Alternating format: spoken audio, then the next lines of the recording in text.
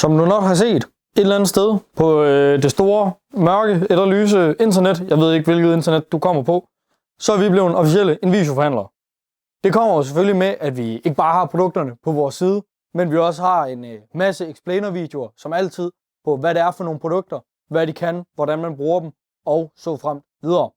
Det her det bliver den overordnede intro til, hvilke Invisio-produkter vi har fået ind, og så et eller andet sted, op, nede, højre, venstre, jeg ved ikke hvor det dukker op, der kommer der så uddybende videoer til de enkelte produkter, så man kan gøre sig klog på de specifikke produkter, man nu engang ønsker. Så det her det er delt op i de overordnede, så kommer de specifikke nedenunder bagefter. Så må jeg. Vi deler det ind i 4 hovedkategorier. Den første er høreværn, over-ears og in-ears. Den næste er kontrolenheder, også PTT-bokse. Kært barn har mange navne. Dernæst diverse kabler og lignende til kontrolenhederne og høreværnene. Og allersidst sådan tilbehør, dibedutter, accessories, box covers i den sidste kategori. I første kategori, det er selvfølgelig deres høreværn, ørebeskyttelse, headsets, whatever the fuck du har lyst til at kalde det. Helt til at starte med, der har vi selvfølgelig X5'ere. Mange af jer derude, i hvert fald fra hæren, er bekendt med X5-systemet. Det er det mange af os får udleveret. Overordnet set et relativt godt og vellavet headset. Ekstremt innovativt i forhold til, at det er in-ear hørebeskyttelse, så de altså ikke kommer i vejen for hjelmene. Men Invisio har altså et endnu nyere bud på stammen end X5'erne, nemlig X7'erne. Her der har de rettet mange af de problemstillinger, som der var med X5'erne. De har gjort dem nemmere at få ind i øret. De skal ikke sidde lige så langt ind i øret, da de har ændret på deres bone conduction. Det vil altså sige, at de ikke skal graves helt ind i kraniet, for at du får en god lydtilførsel. De har fået endnu bedre hørebeskyttelse, bedre kabelføring og overordnet bare en stor opgradering for X5'erne. Hvis man ikke er så meget til det, der er in-ear, men hellere vil have et lidt mere konventionelt høreværn som over-ear, så har de selvfølgelig også T7'erne. T7'erne er en af de nyeste slag på stammen i forhold til over-ear hørebeskyttelse. De har ekstremt høj dB-beskyttelse, altså det vil sige, at de reducerer lyden for dig rigtig meget. De har selvfølgelig direkte kabelføring ned til Invisio-boksene.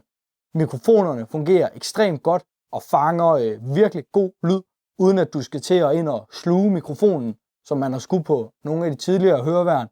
Som tilkøb til T7'erne kan man få en masse forskellige beslag og montager, som man kan tilpasse til sin egen hjelm. Er man heldig nok at have en high-cut hjelm, jamen så kan man få arc rail adapter til, så man kan sætte dem direkte på hjelmen. Er man bundet til en almindelig hjelm, som alle os dødelige, så kan man selvfølgelig også få en neckband version, så de sidder endnu mere behageligt indenunder ens hjelm. Overordnet set et rigtig godt bud på et over-ear høreværn til den moderne soldat. Det næste vi har, det er arbejdstestene af Invisio-systemerne. Det er nemlig kontrolenhederne, også mere bredt kendt som PTT-boksene.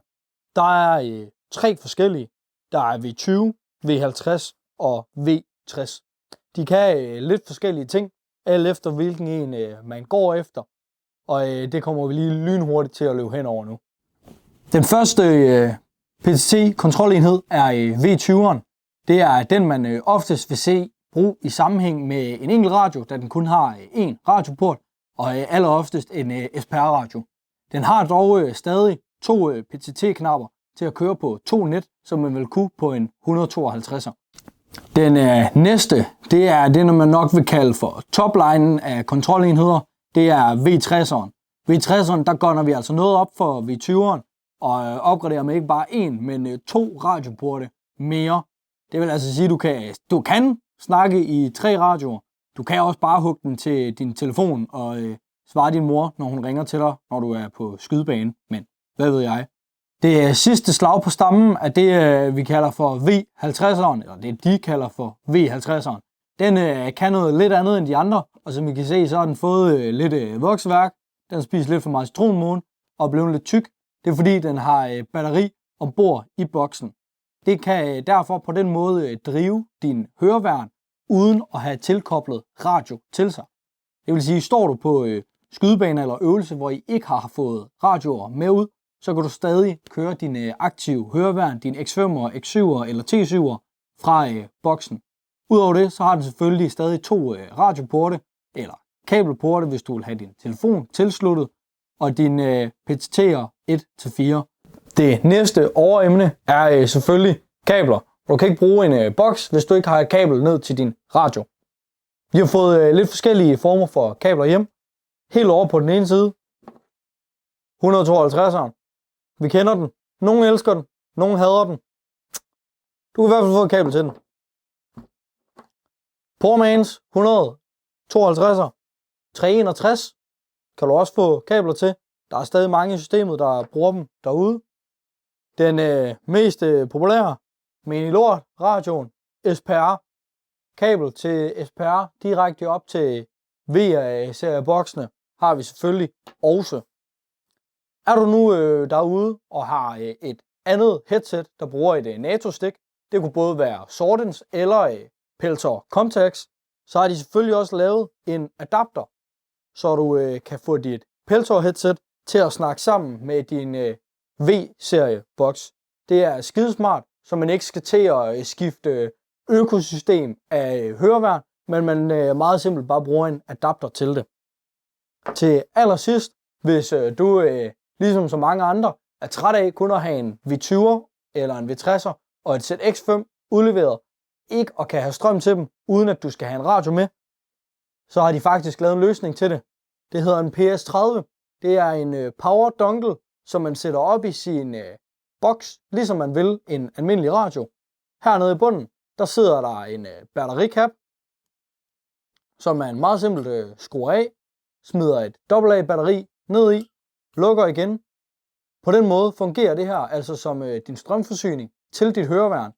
Du behøver ikke at have en radio med ud mere. Du har derfor gjort dit udleverede sæt til et selvforsynende aktivt høreværn. Det sidste punkt i vores lille intro her, det er tilbehør, accessories, dippedutter, ting og sager. Alt sammen ting, der kan optimere ens Invisio udstyr ekstremt meget. Det første der er selvfølgelig diverse adapter til forskellige headsets. Både Arc Rail adapter til dig, der er sej nok til at have en Hi-Cut hjelm, eller til os almindelige dødelige en neckband adapter, så du kan have den ordentligt ind under en M20'er. Næste i serien er box covers, som dem vi står med her. Ikke nok med, at den i den traditionelle sans kan beskytte din boks mod diverse slag og impact, så når man sætter dem på sin boks, så udvider det altså også knapperne på siden helt ekstremt. Det vil sige, at du meget nemmere kan komme til dem med dine fingre. Blandt andet, hvis man, tænkt eksempel, har nogle store vinterluffer på, så er det altså nemmere at komme til dem. Vi har dem både med det, der hedder ring covers, altså det er, at knapperne er beskyttet fra siden. Vi har dem også, hvor de er helt åbne fra siden, altså det er endnu nemmere igen at komme til knapperne. Selvfølgelig både til V20, V50 og V60 serie af bokse. Bevæger vi os lidt videre, stadig i cover-genren, så har vi også covers til de nye X7'ere. Ikke nok med, at de er en lille bitte smule mere behagelige at have i ørerne, så har de altså også en krog, som vi har her, ligesom vi har på X5'eren. Det gør, at de kan sidde endnu bedre i øret og bliver endnu mere i øret. Så hvis det er noget, man godt kan lide, så er det her altså noget, man kan finde til sin X7'er. Selvfølgelig en af de helt store sliddele, der er på stort set alle høreværn, det er selvfølgelig det windshield, der sidder ude på mikrofonen.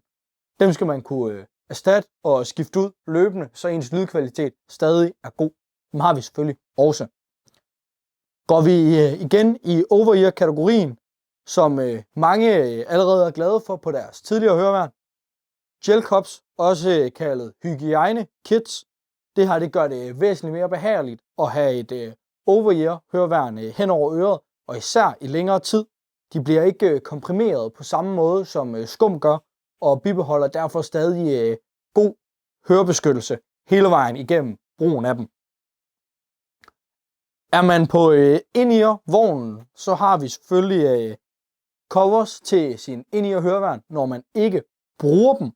Som set her, så pakker man altså bare lige sin høreværn ned i den her lille velcro-lomme. Så er de beskyttet og bliver ikke snavset og klamme. I hvert fald ikke mere klamme, end de allerede er, at du har dem i dine ører. Vi fortsætter i in-ear-kategorien, hvor vi til X7'erne har de her små fætre her. Så tænker man, hvad fuck er det for en lille pille-næse-maskine, han har der? Bare roligt, det er det ikke. Det er en triflange, som man nok vil kalde det på sådan lidt slagtet dansk.